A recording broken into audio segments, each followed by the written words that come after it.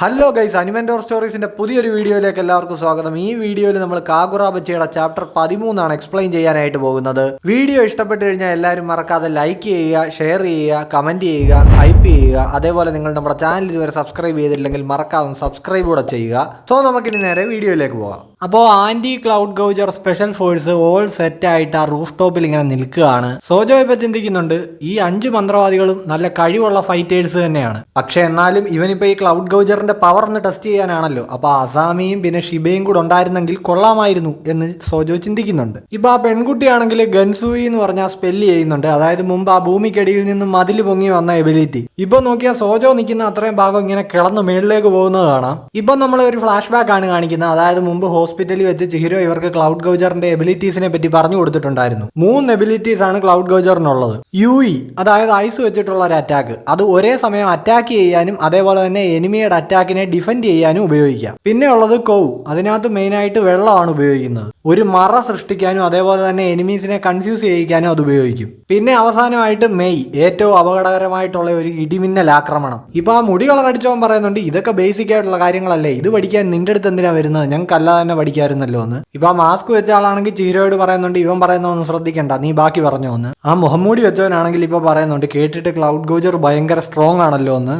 ആ പെൺകുട്ടിയാണെങ്കിൽ പറയുന്നു, അതെ സംഭവം കുറച്ച് വിഷയമാണ്, അസാമി നിങ്ങളും ഞങ്ങളുടെ ഒപ്പം വരണമെന്ന്. അസാമി ആണെങ്കിൽ പറയുന്നുണ്ട്, എനിക്ക് വരാൻ പറ്റില്ല, കമുനാബി ഈ ടാസ്കിന് നിങ്ങൾ 6 പേരെയാണ് അസൈൻ ചെയ്തേക്കുന്നതെന്ന്. ഇപ്പൊ നമുക്ക് തോന്നുന്നു അതേ സംശയം ചിഹിരോയ്ക്കും തോന്നുന്നുണ്ട്, 6 പേരോ, ഇവരതിന് 5 പേരല്ലേ ഉള്ളൂ. ആ പെൺകുട്ടിയാണെങ്കിൽ ഇപ്പൊ പറയുന്നുണ്ട്, 6ാമത്തെ ആള് സോജോയുടെ ഇപ്പോഴത്തെ താവളം എവിടെയാണെന്ന് കണ്ടുപിടിക്കാൻ പോയിരിക്കുകയാണെന്ന്. സോജോയെ കൊന്നതുകൊണ്ട് മാത്രം എല്ലാം അവസാനിക്കില്ലെന്നാണ് കമുനാബിയിലെ ഹയർ ഒഫീഷ്യൽസ് പറയുന്നതെന്ന് ഇപ്പൊ ഇക്കുറ്റോ പറയുന്നുണ്ട്.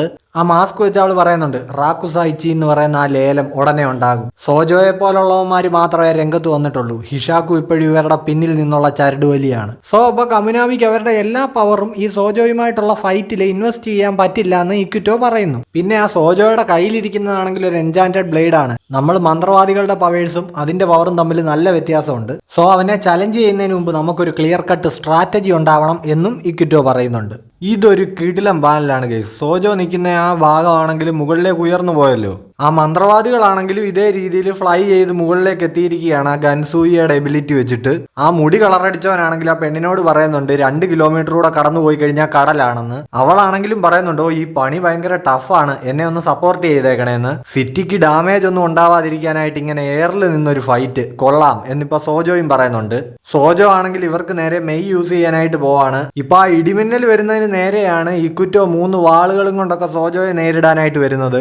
ആ പെൺകുട്ടിയാണെങ്കിൽ ഇപ്പൊ ഇടിമിന്നലിനെ ഡിഫെൻഡ് ചെയ്യാനായിട്ടൊരു മതിൽ അവിടെ ഇങ്ങനെ ഉയർത്തിയിട്ടുണ്ട്. അങ്ങനെ ആ മതിലിൽ തട്ടി ക്ലാഷ് ആയി ആ അറ്റാക്ക് അങ്ങ് വേസ്റ്റ് ആവുകയാണ്. ഇപ്പൊ സോജോയുടെ പുറകിൽ കൂടെ ആ മുഹമ്മൂടി വെച്ചവൻ ഇങ്ങനെ വരുന്നുണ്ട്. അവന്റെ കൈ ഇങ്ങനെ ഹാർഡൻ ചെയ്തിട്ടാണ് അവൻ വരുന്നത്. അതും പക്ഷേ ഇപ്പൊ സോജോ പെട്ടെന്ന് തിരിഞ്ഞു നിന്ന് ഡിഫെൻഡ് ചെയ്യുന്നുണ്ട്.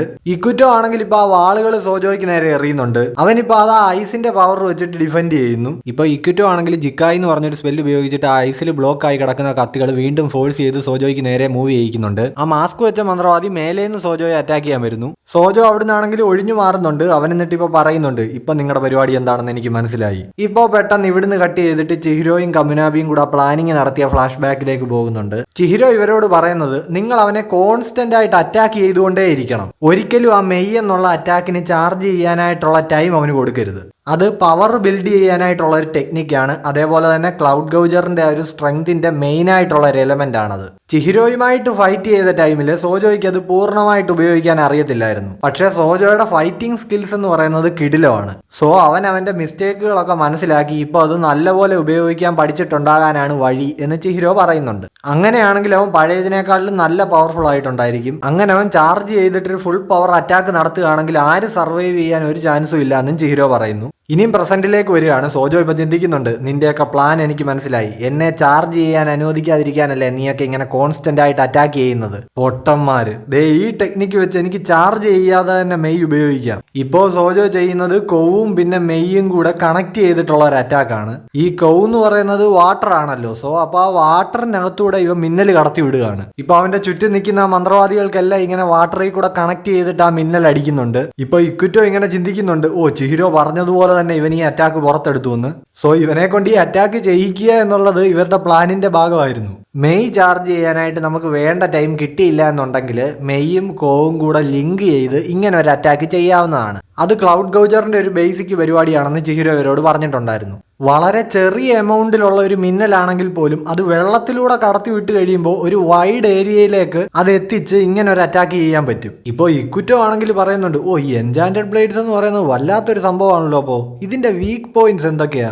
ഇപ്പോൾ ചിഹിരോ ആണെങ്കിൽ ഇതിന് മറുപടി കൊടുക്കാതെ അവന്റെ പ്ലാൻ ബാക്കി ഇങ്ങനെ പറഞ്ഞുകൊണ്ടിരിക്കുകയാണ്. അതായത് നിങ്ങൾ സോജോയെ കണ്ടിന്യൂസ് ആയിട്ട് ഇങ്ങനെ അറ്റാക്ക് ചെയ്ത് എൻഗേജ്ഡ് ആക്കി നിർത്തുവാണെങ്കിൽ അവൻ അവസാനം ഒരു രക്ഷയില്ലാതെ ഈ അറ്റാക്ക് പുറത്തെടുക്കും. അപ്പോൾ നിങ്ങൾ ആ അറ്റാക്ക് ഡിഫെൻഡ് ചെയ്യാനായിട്ടൊന്നും പോകരുത്, അങ്ങ് ഏറ്റുവാങ്ങിക്കോണം. ഇപ്പൊ ഇവരിത് കേട്ടിട്ട് ഞെട്ടുന്നുണ്ട്. ഫുള്ളി ചാർജ് ചെയ്ത മെയ് അല്ലാത്തത് കൊണ്ട് അത് വലിയ സ്ട്രോങ് ആയിരിക്കില്ല. അവൻ എന്നെ അറ്റാക്ക് ചെയ്തതിന്റെ അത്ര പോലും പവർഫുൾ ആയിട്ടുള്ള ഒരു അറ്റാക്ക് ആയിരിക്കില്ല അത്. ഇപ്പോ പ്രസന്റിൽ ഈ അറ്റാക്ക് കൊണ്ടിട്ട് എന്നാലും നല്ല പെയിൻ ഉണ്ട് എന്ന് ഇക്വിറ്റോ പറയുന്നു. അല്ല, ആ അറ്റാക്ക് ഞങ്ങൾ കൊള്ളേണ്ട ആവശ്യം എന്താണെന്ന് ആ മുഖംമൂടി വെച്ച ആള് ചിഹിരോയോട് ചോദിച്ചിരുന്നു. അതേപോലെ ആ മാസ്ക് വെച്ച ആള് ചോദിക്കുന്നുണ്ട്, ഞങ്ങൾ അങ്ങനെ ചെയ്തു കഴിഞ്ഞാൽ സോജോ ആ കിട്ടുന്ന ടൈം കൊണ്ട് മെയ് ചാർജ് ചെയ്യില്ലെന്ന്. ചെയ്യും. അങ്ങനെ ചാർജ് ചെയ്തിട്ട് ഫുൾ പവറിൽ ആ മെയ് എന്ന് പറയുന്ന അറ്റാക്ക് ചെയ്യാനായിട്ട് അവനെ നിങ്ങൾ അനുവദിക്കണം. എന്തോന്ന്? ഡേയ്, ചുമ്മാ തമാശ പറയല്ലേ. അവൻ അങ്ങനെ ചെയ്താൽ ഞങ്ങൾ ചത്തുപോകൂല്ലേ? ഇപ്പോ ചിഹിരോ ആണെങ്കിൽ പറയുന്നുണ്ട്, മെയ് എന്ന് പറയുന്നത് ക്ലൗഡ് ഗൗജറിലെ ഏറ്റവും ഡേഞ്ചറസ് ആയിട്ടുള്ള അറ്റാക്ക് ആണ്. അത് ഹൈ പവറിൽ കിട്ടിക്കഴിഞ്ഞാൽ ആള് തീരും എന്നുള്ള കാര്യം ശരിയാണ്. പക്ഷേ അവൻ ആ അറ്റാക്ക് ചെയ്ത് കഴിയുമ്പോൾ അവനെ നിങ്ങൾക്ക് ആക്രമിക്കാൻ പാകത്തിന് ഓപ്പൺ ആയിട്ട് കിട്ടും. ഇപ്പൊ ഇക്വിറ്റോ പറയുന്നുണ്ട്, അപ്പൊ നമ്മൾ അവനെ കണ്ടിന്യൂസ് ആയിട്ട് അറ്റാക്ക് ചെയ്യുന്നു, അവന്റെ ചാർജ് നമ്മൾ പേടിക്കുന്നുണ്ട് എന്ന് അവനെ തോന്നിപ്പിക്കുന്നു. അങ്ങനെ നമ്മൾ അവിടെ ഒരു ഓപ്പണിംഗ് ക്രിയേറ്റ് ചെയ്യുമെന്ന് ഇപ്പൊ ആ മാസ്ക് വെച്ച ആള് പറയുന്നുണ്ട്. ഇപ്പൊ എന്തായാലും ചിഹിരോ പറഞ്ഞ പ്ലാൻ ഇപ്പൊ ആവുന്നുണ്ട്. ഇപ്പൊ ആ മുഹമ്മൂടിക്കാരനാണെങ്കിൽ ചിഹിരോയോട് ചോദിച്ചിട്ടുണ്ടായിരുന്നു, ഈ മെയ് ഞങ്ങൾ എങ്ങനെ സർവൈവ് ചെയ്യുമെന്ന്. ചിഹിരോ ആണെങ്കിൽ അപ്പൊ പറയുന്നുണ്ട്, അതിനുവേണ്ടിയുള്ള തയ്യാറെടുപ്പുകളൊക്കെ നിങ്ങളുടെ അടുത്ത് ഉണ്ടാവണം. കാര്യം ആ ഒരു അറ്റാക്ക് എത്ര പവർഫുൾ ആണെന്ന് പറഞ്ഞാലും അത് സർവൈവ് ചെയ്യാനുള്ള കഴിവ് നിങ്ങൾക്ക് കാണുമല്ലോ. നിങ്ങളുടേതൊരു ഹൈലി സ്കിൽഡ് ആയിട്ടുള്ള സ്ക്വാഡ് അല്ലേ. ഇപ്പോ നീയൊക്കെ തീർന്നടാന്ന് പറഞ്ഞിട്ട് സോജോ ഇവർക്ക് നേരെ മെയ് ഉപയോഗിക്കുന്നുണ്ട്. ഇപ്പൊ ഇക്വിറ്റോ ആണെങ്കിൽ കൈ താഴെ വെച്ചിട്ട് ജിക്കായി എന്ന് പറഞ്ഞുള്ള സ്പെല്ല് വീണ്ടും ചെയ്യുന്നുണ്ട്. ഇപ്പൊ പുള്ളി ആ കൊടുത്ത പ്രഷറിൽ ആ ഗ്രൗണ്ട് ബ്ലോ അപ്പ് ആയിട്ട് ആ വാട്ടറൊക്കെ ഇങ്ങനെ തെറിക്കുന്നുണ്ട്. ഇപ്പൊ ഇത് പെട്ടെന്ന് കണ്ടിട്ട് സോജോ ആണെങ്കിൽ ഞെട്ടുന്നുണ്ട്. അവൻ മുമ്പ് ആ കോവ് എന്ന് പറഞ്ഞ അറ്റാക്ക് ചെയ്തപ്പോ അവിടെ ഫുള്ള് വാട്ടർ ആയതാണല്ലോ. ഇപ്പൊ ഇക്വിറ്റോയുടെ ആ ജിക്കായി എന്നുള്ള സ്പെല്ലില് ഗ്രൗണ്ട് ചെതറിയപ്പോഴത്തേക്ക് പല ഭാഗത്തേക്ക് സ്പ്ലിറ്റ് ആയി പോയ ആ വാട്ടറിൽ കൂടെ ഇവൻ ഇപ്പൊ കൊടുത്ത മിന്നല് ട്രാൻസ്മിറ്റ് ചെയ്തങ്ങ് സ്പ്ലിറ്റ് ആയി പോയി. സോജോ ആണെങ്കിൽ ഇപ്പോൾ ഇവർക്ക് അറ്റാക്ക് ചെയ്യാൻ പാകത്തിന് ഓപ്പൺ ആയിട്ടാണ് നിൽക്കുന്നത്. പൂർണ്ണമായിട്ടും അല്ലെങ്കിലും ഇവർക്ക് അറ്റാക്ക് ചെയ്യാനായിട്ട് പറ്റും. നീ എന്തായാലും നല്ല പ്രിപ്പയർഡ് ആയിട്ട് തന്നെയാണ് വന്നത്, നല്ലപോലെ ഫൈറ്റ് ചെയ്തു, വെൽ ഡൺ സോജോ എന്ന് ഇപ്പൊ ഇക്വിറ്റോ അവന്റെ അടുത്ത് പറയുന്നുണ്ട്. ഇനിയിപ്പോ ക്ലൗഡ് ഗൗജറിന്റെ റീചാർജിങ് ടൈം ആ 10 സെക്കൻഡ് സമയത്തേക്ക് സോജോയ്ക്ക് ഒന്നും ചെയ്യാൻ പറ്റില്ല. കമുനാബി ആണെങ്കിൽ ഒട്ടും സമയം കളയാതെ അവനെ അറ്റാക്ക് ചെയ്യാനായിട്ട് പോകുന്നുണ്ട്.